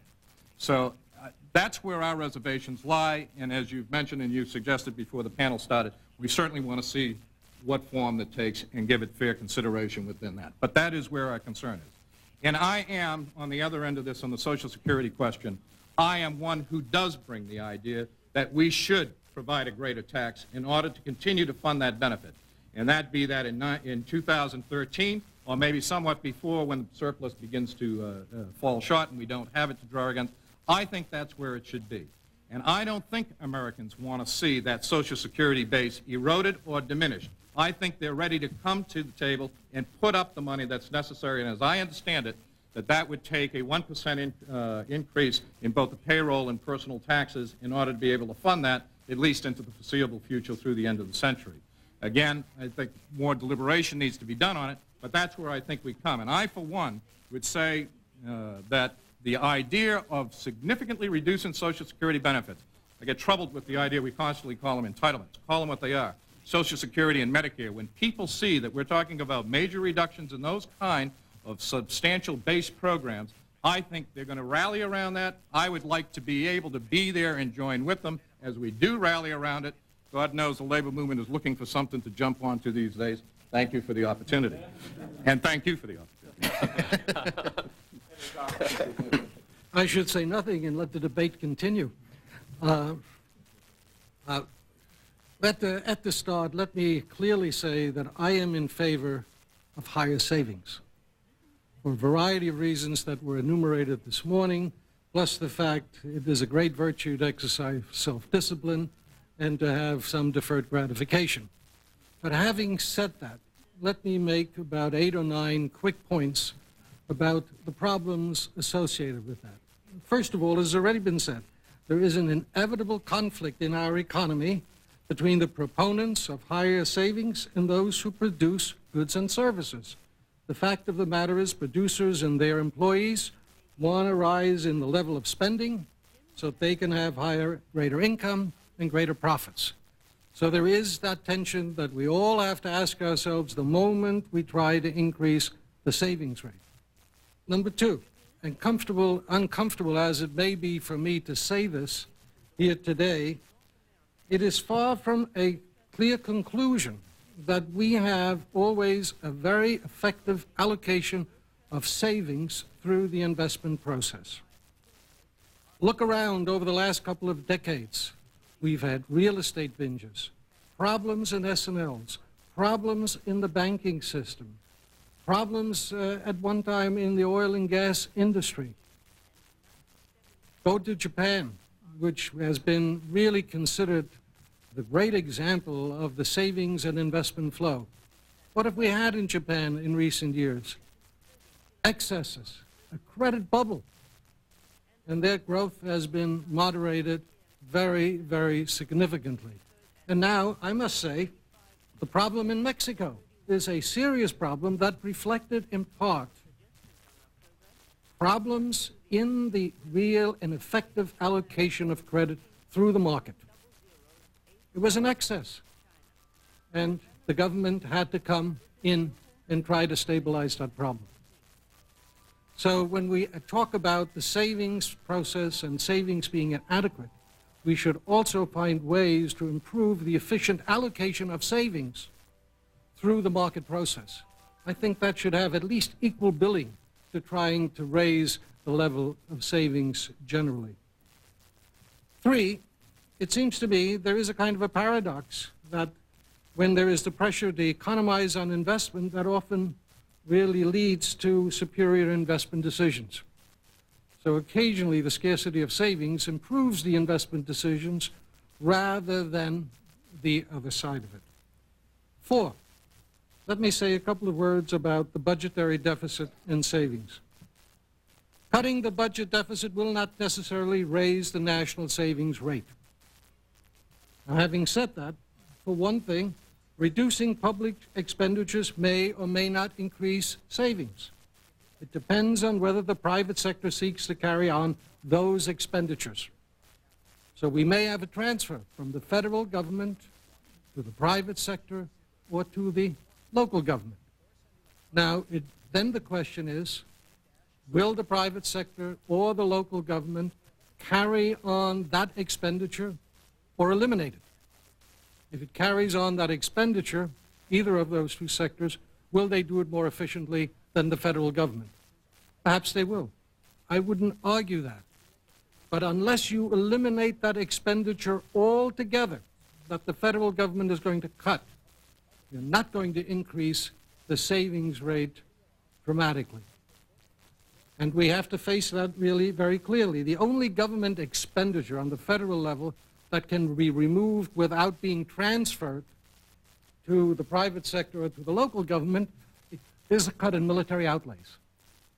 That there are no substitutes really for. Now, if by some chance we transfer that expenditure to the state and local government or the private sector picks it up, then there is a risk that the private sector and the state and government will borrow. And we transfer, therefore, a borrowing from a AAA rated borrower of the U.S. government to someone that has a lower credit rating. So reducing federal government expenditures, if it is really to increase the savings rate, we really want to reduce the expenditure in the economy, period. And that ought to be recognized. Now, in terms of tax policies, I agree. Income taxes, lower savings rates. And therefore, anything that we can do to reduce the tax structure in the broadest sense would be very helpful. But to go beyond to have specific tax incentives to promote savings, here the record isn't very clear-cut. That just by improving the level of iris and the volume of iris, very often it has resulted in a substitution in savings flows rather than increasing the total savings as a whole. Also, finally, let me say, I think the financial structure of the United States has important implications for the savings and investment process. The United States is unique in the sense it offers many, many incentives for participants in the private sector, the individual, the household, as well as business corporations to borrow. And borrowings are not savings, in a sense. We have an elaborate structure of credit availability. And you can get instant credit in many places. This morning someone spoke about credit cards, just as an example. Credit cards. Now, it's also, now that we have created so many marketable credit instruments which are perceived to be highly liquid, seems to me the household sector feels more comfortable with a somewhat lower level of savings than if those savings are not as liquid as they are today. Indeed, if you look at the household sector, despite the low level of savings, the household sector has become a greater risk-taker. It's transferred money from deposits to mutual funds, to stock funds, to bond funds, for example. Our pension system has gone to a large extent from defined benefits to defined contributions in a period of time in which the savings rate has not gone up, but the savings rate has been at a very low level. And finally, I'll make this remark. I think our government, Congress, the administration ought to speak very clearly. For example, I think it's a contradiction to speak in favor of the need for higher savings and then to turn around and to propose and to make it easier to cash in, for example, IRAs, to finance a house or to finance education. I think those are desirable things to do, but by definition, they do not increase the level of savings. If we want to encourage that, then we ought to use other types of measures. That's all I have to say. Thank you very much. Senator Domenici, let me turn it back to you for a moment. If you look at well, to start out with, it's an enormous change you're talking about. You all have grappled with the transition rules that would be involved, but you're also talking about a huge segment of the economy that deals with taxes, accountants, tax directors, all sorts of people who will have to relearn the tax system. It's a huge political task, as Peter DeCicco's comments make clear. Given that it is that big of an effort, given all the question marks that Henry Kaufman has outlined, and given the fact, I mean, you made the statement that nobody can tell you how much this will increase savings. In the morning session, Fred Bergston went further than that and said you can't even know for certain the direction of the impact on savings. Is it really worth the effort? Yeah. First of all, let me say one of the men who has spent a lot of time working on this, that is a professional, Barry Rogstad, is here. And since I've already stayed beyond the time I had allocated, and I'll answer this question, and then if it's fitting for you all to have him join you, I mean, he may be the source of answers if you, to questions if you have them, if that's all right. That's fine. With you. But let me suggest, first of all, to Peter, whom I have never met before, and I've shared with him that I hope he will take a good look at ours, because some union leaders have been part of building this and they understand it, and we hope we can get it to you to look at. But we started this USA tax with the notion we couldn't think of a name, so we actually made a little bit of a mistake because we called it a consumption-based income tax. And all of a sudden people started saying, is that value added? Is that sales tax? It's none of those. And frankly, it is not a consumption-based income tax. What it's going to try to do is to take the United States income tax code and take the lack of neutrality of this code as it applies to savings and investment and make that action on the part of our citizens and our businesses neutral under the tax code with other activities. So we will not even be talking about it as a consumption-based income tax.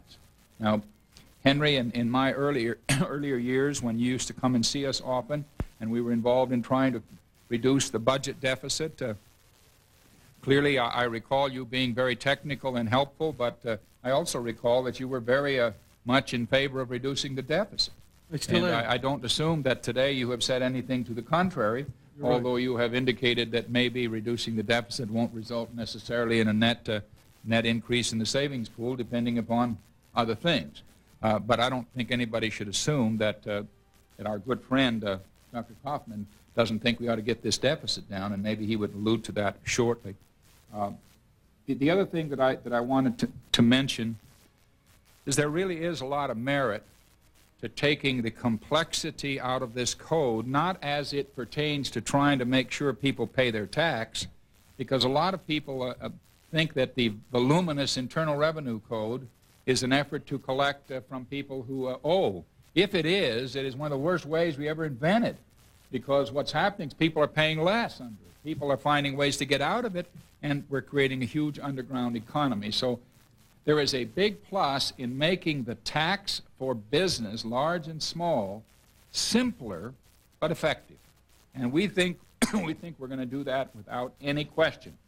In addition, I would like to say that the concept of leaving what you earn in the investment pool is not predicated upon instant gratification for doing it. The whole thing is that over time you might change significantly the way Americans who have money to spend, invest, or use in various ways. You might change the way they look at investment or savings. because the current code is doesn't create very much incentive to look at that part. In fact, I think it's generally accepted it creates a disincentive vis-a-vis other ways to use that income. Now, if that happens, then over time, you really look at it and say, I got two options here. We believe that it's nigh on impossible for us not to have a huge expectation that will be fulfilled, that people will indeed begin to exercise that and put money in savings and investments. We are not going to try to tell you what to invest it in, Henry, so when you put it in, it's not for high school or college education or for medical IRAs. But it's there until you take it out, and we think the incentive to continue to roll it over will add immensely to leaving it in the savings pool, but because it won't be taxed until you take it out. But there's much to be discussed, and I just want to thank not only all of you and you for this, but Can I do a quick Sure. question from the audience here? Someone in the audience says that they own a services company and that 75 or 70% of their costs are employee compensation, and they say under your plan they would face a 50% increase in federal tax. Why do you have a plan that attacks services, the most healthy and expanding sector of the economy? No, I don't think that's the case, and let me say we are working very hard for whomever asked the question and for the service-related industries to prepare some models of existing businesses that are service-oriented to show that they are not prejudiced. First of all, we have built in a full credit for the FICA account. Now, we acknowledge that at $60,000 that phases out under existing law, but that's a very big one. And it's a direct credit against the corporate tax. The corporate tax will be 10%, and that is in and of itself less than we have now. And if our FICA is somewhat equivalent on the tax side, then you're going to come out pretty close. But we are confident that you are all going to start with the premise that we're making it tougher on service than on heavy industry. We don't think that's the case. And ultimately, we want to make the point that if American corporations are treated the same, whether they do business overseas or here, if they sell here, is a great big advantage to equalizing American corporations' competitiveness, whether they're service or otherwise. But we'll get the answer in due course. Thank you, Senator, very much for coming. And we would be delighted to have Barry Rogstad come up here because I know people may have other questions about the plans. Senator Kerry, let me turn it to you for a minute, if I can. One of the people in the audience sends a question about Social Security and says, is it not true that the program will generate surpluses until the year 2013 and that the shortfall after that could be remedied by raising the payroll tax 1% on employers, 1% on employees? Maybe. That answer is correct. I mean, there are estimates that take it from, if you did it this year, if you increase the payroll tax 2% this year, it's possible that would get the job done. And by the way, I am perfectly willing to bring that argument in. What is unacceptable to me are those who say, let's not debate it. Let's not solve the problem. Maybe a majority in Congress would vote a 2% increase in the payroll tax. Perhaps that's the will of the people. If it's the will of the people, so be it. We have made a recommendation that adjusts the program benefits because we believe, Peter, that we have to. I mean, there's only one way for me to have the benefits that are promised to people who are under the age of 40 today, who are the most at risk with delay. There's only one way for me to do that, and that is for me to say we are going to force every American to save more, or I've got to come in and say we're going to make some adjustments in those benefits out in the future. I mean, there's no easy way to get it. For Americans who are trying to figure out Social Security out, it's a relatively simple system. We collect 12% forced savings from everybody that's in the workforce. We bring the money to Washington, D.C. We buy Treasury bonds with it. We earn a real rate of return somewhere between 1% and 2%. And then we pay that out in a progressive fashion. And we pay it out in a progressive fashion because except for members of Congress who are protected from the rigors of the marketplace, their salaries are, that is to say, the marketplace doesn't always reward everyone equally. And we have many people in America who work at relatively low income, and unless we distribute the Social Security benefits in a progressive fashion, they are not going to have any kind of a retirement. But I would urge as well upon the person asking the question to consider, perhaps they're here and can answer, should Social Security be our only source of retirement? Is it our only source of retirement? Is that the message we want to send to Americans? Don't save for your own retirement. Let's not make any adjustments in the private pension funds that where I've heard Henry say that we have moved to a defined contribution away from defined benefit. Much of that came as a consequence of the increased risks that we've imposed upon private pensions for the purpose of saying that we want to make them non-discriminatory. Well, as I said, they are far less discriminatory than they were before, but they don't exist as much as they did before. It's one of the good ways to make something non-discriminatory is to eliminate it. Well, I'm suggesting that, number one, to be clear to anybody that wonders, we're going to try to change the law. Senator Simpson and I were on the Entitlement Commission together. Our proposals are not that far apart. I hope to be able to persuade him that reducing the employee share of the payroll tax 1.5% and establish a mandatory IRA would, in fact, provide the kind of flexible adjustment that individuals need. I hope to be able to persuade Senator Simpson that we need to expand the consideration to include the larger question of retirement and savings, but also say that we've got, I think, to recognize that it will be difficult for individuals with lower incomes to save money. It's relatively easy for members of Congress, 535 of us, we make $130,000 a year to talk about saving. But if you're making $4.20 an hour at the minimum wage, it's a little difficult to talk about saving money, let alone making $8, $9, $10 an hour. So there is a relationship between your income and your capacity to save. I'm fortunate to be from the state of Nebraska. There's a relatively successful business person there by the name of Warren Buffett who said that one of the problems that you've got to deal with when it comes to providing the savings for retirement is that at any point in time, if you have 120 million people in the workforce, half will be above average and half will be below average. And the market's going to hit those that are above average and reward them perhaps better than they've ever had it before. But in an international marketplace, those below average are going to find themselves struggling to develop the capacity to save money. Senator, your colleagues are not flocking to endorse your proposal. What is it going to take? I mean, you make a very strong argument, but what is it going to take politically to sell something like this? Well, there are two things that I think immediately. One is time. I mean, time's not on our side, folks. I mean, this is one where it's going to get worse, not better. You know, you don't have to believe me. You can take the trustees of the Social Security Fund. I mean, every year since 1983, they've advanced the date of bankruptcy closer and closer and closer. So it's now 2029. It was over 2050 when we fixed it. I mean, time is not on our side. My generation did not have as many children as our parents had hoped we would. As a consequence, my children are going to have a harder time supporting me than I'm having supporting my parents. Time is not with us. Second thing I would say is that any politician who gets up and says, we've got to take care of our children and our grandchildren, you've got to say time out to Congressman Blowhard. Do you really care about your children and your grandchildren? If you care about your children, how can you say that we're only going to look 5 years ahead when it comes to budgeting? That's what Congress is doing right now. The balanced budget amendment that's being considered right now, which I consider to be bad political and economic policy, it's the only constitutional amendment that we would have that would affect the behavior of 535 people. But leaving that aside, the entire debate is focused on the year 2002. Well, 2002 looks pretty good.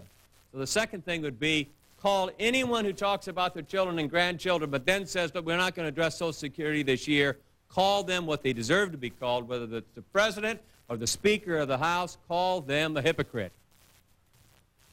Let's open the floor to questions. Neither the President nor the Speaker are here to respond, so we will. Let me comment a little bit about this. First but please keep it brief, because we only have a few minutes, and I want to give people an opportunity to ask some questions. I'll try to do that. First off, we agree. The issue should be addressed now and not put off. The question is, how do we address it and how do we fix it?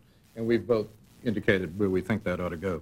The other part of it is the question of whether or not working men and women are going to be able to save. And the answer to that is that they need incomes to be able to save. And whether it's done in the fashion that's talked about one way or IRAs in some fashion or another, they still need that expendable income. And until you address that, we're not really addressing the issue. Questions from the audience? No questions from the audience. Well, let's talk. There's one right back here. You're talking about the non-Domenici proposal, how it would affect tax treaties with other countries. Is there any problem there, Barry? I don't think so. One of the tax, as it's now being proposed, is both territorial and border adjustable. There will be some discussions within the context of GATT in terms of border adjustability, but I think with respect to tax treaties, the real question is, are all businesses being treated equally across the board? And this is a territorial system. By that I mean that all businesses that are physically located in the United States, whether in fact they are U.S. businesses or foreign affiliates or U.S. branches of foreign firms, they will be taxed the same. Likewise, U.S. Hopefully over time that we will move something so that in fact we'll start a trend that U.S. businesses are taxed equally as our domestic businesses in other countries. Another question back here. Which have the force of law. You have an allowance for GATT, for one thing, and transfer pricing, which has been a big problem with IRS and came up during the last campaign. My question is, if you're going to go to a flat tax, you've got to deal with the problem of the GATT, not the GATT, the value-added taxes in England, France, Germany, Japan, wherever those countries have that. And you also have to deal with the tax allowances in Korea and other countries. And it seems to me that your proposal is a lot more complicated than a flat 10%. Is this something you've gotten to yet, Barry, or is it something you're going to... Again, let's talk what territorial and border adjustability means, because I think the emphasis on territoriality focuses right on that. You two might want to talk after the session here. We can take a few more quick questions right here. We'll let you take a stab at it. When we're talking about the huge... Can you... When we're talking about the huge deficits and cumulative debt that we're going to have to fund and to pay for, it doesn't look like that you're going to be able to do the entire thing with cuts and that there will be more taxes, which then goes to your tax that you're better off if you put this money away and draw it out later. Well, if the taxes